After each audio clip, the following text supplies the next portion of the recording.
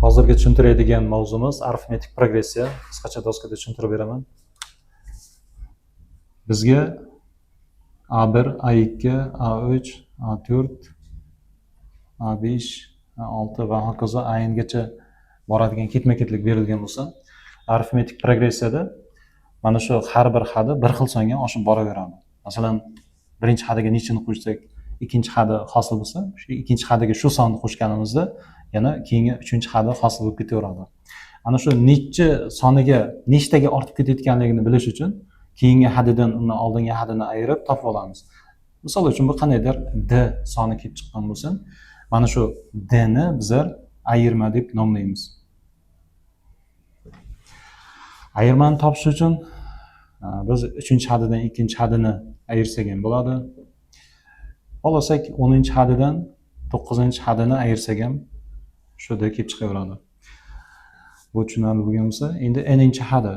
Bu yerda an degani qanaydir n-chi hadi. Misol uchun bu 20-chi hadi bo'lishi mumkin, 30-chi hadi bo'lishi mumkin.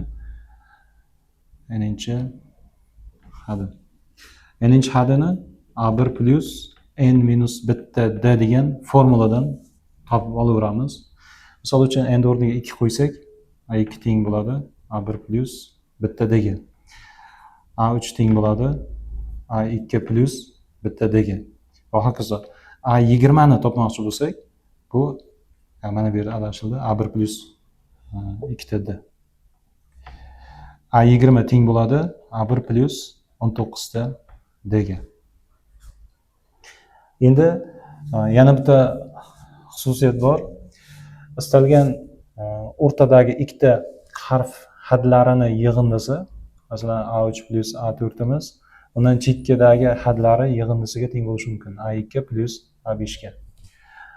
Va uni davom ettirsak bo'ladi, yana a1 plus a6 ga ham teng bo'lishi mumkin ekan.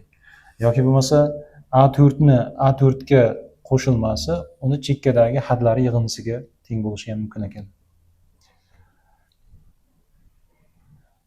a3 plus a5. Buni ham davom ettirsak bo'ladi. Masalan, bu a2 plus a6 ga teng bo'lishi ham mumkin.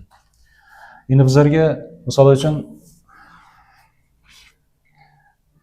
bitta misol berilgan bo'lsa, masalan, a8 imiz 12, a13 imiz 20 ga teng. Bizlardan a1 qanchaga tengligi, keyin d qanchaga tengligi so'ralgan bo'lsin.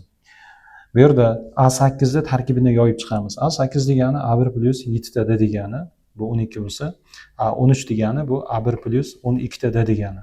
Bu 20 ga teng ekan. Ikkalasini sistema qilamiz, ayirib yuboramiz. Ayirganimizda 5 ta D teng bo'ladi 8 ga, D teng 8 taqsim 5 ga.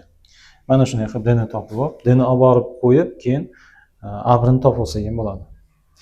Buni ham taqsimlab ko'ramiz. A1 teng bo'ladi 12 minus 7 ta 8 taqsim 5 ga. A1 teng bo'ladi 56 bo'ladi 64 taqsim 5 ga. Endi arifmetik progressiyani davomi, arifmetik progressiyada hadlarini yig'indisini topishni tushuntirib o'taman. Bizlarga masalan A1 dan A'gacha bo'lgan hadlar berilgan bo'lsa, hammasini qo'shilgani qanchaga teng desa, mana bunday holatda beriladi. Buni bizlar Sn teng A1 plus An taqsim 2 ko'paytirilgan n degan formuladan foydalanib topamiz. Bu yerda An degan oxirgi hadi, bu birinchi hadi, bu hadlar soni, nomeri deymiz. Xo'p, endi An ni topish uchun o'rniga A1 plus n minus bitta d ni qo'yishimiz mumkin. Keyin u formulani davom ettiradigan bo'lsak, A1 plus n minus 1 d ni mana buni o'rniga qo'ysak, A1 dan 2 ta bo'ladi. Shuning uchun 2 ta A1 plus n minus 1 ta d taqsim 2 ko'paytirilgan n degan formuladan foydalanib topsak bo'ladi. Endi bizlarga nima berilishiga bog'liq. Agar bizlarga A1 bilan d berilib, hadlar soni beriladigan bo'lsa, bu joydan topamiz. Boshi bilan oxirgi hadi berilib, hadlar soni berilsa, bu formuladan topamiz. Bizlarga 3-hadi 8, 15-hadi 20 va 30 ta hadi yig'indisi qanchaga teng degan masala berilgan bo'lsin. Birinchi o'rinda 30 ta hadi yig'indisining formulasini mana bu ko'rinishda ifodalashimiz kerak. Uning uchun bizlarga A1 kerak, An kerak, hadlar soni kerak, u bormaydi. Mana bu ikkalasidan A1 ni D ni topib olishga harakat qilishimiz kerak. Buning uchun A3 ni A1 plus 2 ta D teng 8 deb yozamiz. A15 ni A1 plus 14 ta D teng 20 deb yozib olamiz. Ikkoni sistema qilib ayirib yuboramiz. 12 ta D teng bo'ladi 12 ga, D teng 1 ga teng bo'ladi. D topilgandan keyin o'rniga olib borib qo'yib A1 ni ham topsak bo'ladi. A1 teng bo'ladi 6 ga. Demak, A1 bor, D bor. Endi bemalol bizlar 30-hadini topsak bo'ladi. 30-hadini topish uchun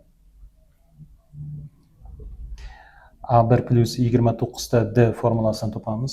A1 o'rniga 6 qo'yamiz, plus 29 ta D o'rniga 1 qo'yamiz. Bu degani 35 degani. Endi 30 ta hadi yig'indisi teng bo'ladi. Bu A1 plus A30 taqsim 2 ko'paytirilgan 30 dan hisoblaymiz. Bu yerda A1 6 ga teng bo'lyapti, plus 30-hadi 35 ga teng ekan, taqsim 2 ko'paytirilgan 30 bo'lyapti. Hisoblasak bu 41 bo'ladi. 41 ko'paytirilgan 15 yoki bu 10 tasi 410, 5 tasi 205, 615 bo'lar ekanda. Mana bu 30 ta hadini yig'indisi bo'ldi.